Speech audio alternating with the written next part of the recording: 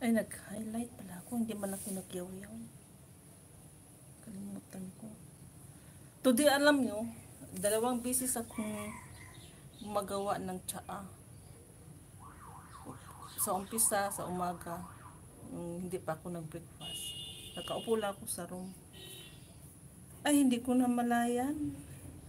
Natuyo na siya, nasunog yung kasirol. Yung binan ko ang nakapasok doon sa kusina. Sabi ko, wala sa isip.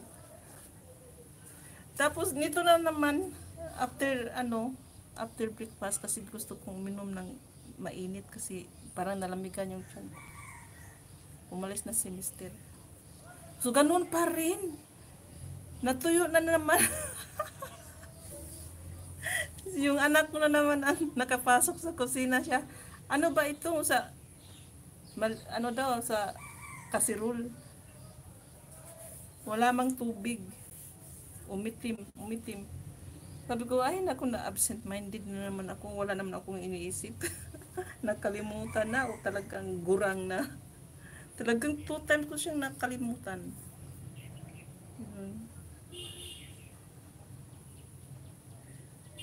Kasi gusto ko ring tikman yung tsaa na naka-stack ng mahigit 1 year. Mahigit 1 year naka-stack. Naubusan ng bago. Naghahanap ako, gusto ko minom. Walang kape.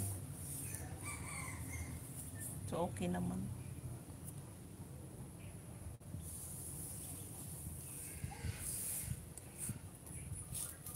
Ay, nako. Tatayo nga ako. Ay, ang sakit mo. Puwit.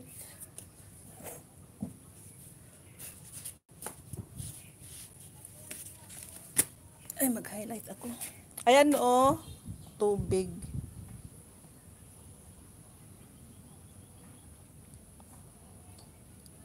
But I wonder how. Sino ba itong sumulat?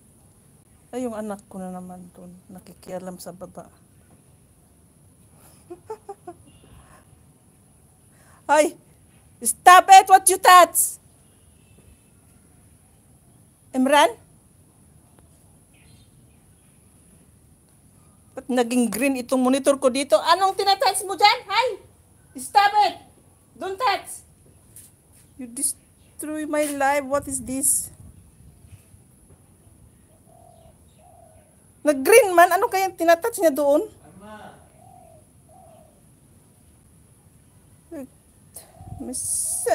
Tumigil ka dyan, mamaya. Sige ka. Pakialamiro. What you touch? Tatapo din.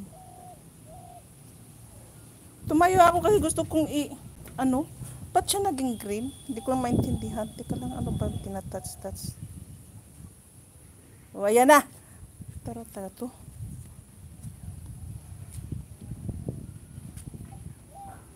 Mag-highlight nilang ako bago ako mag-int.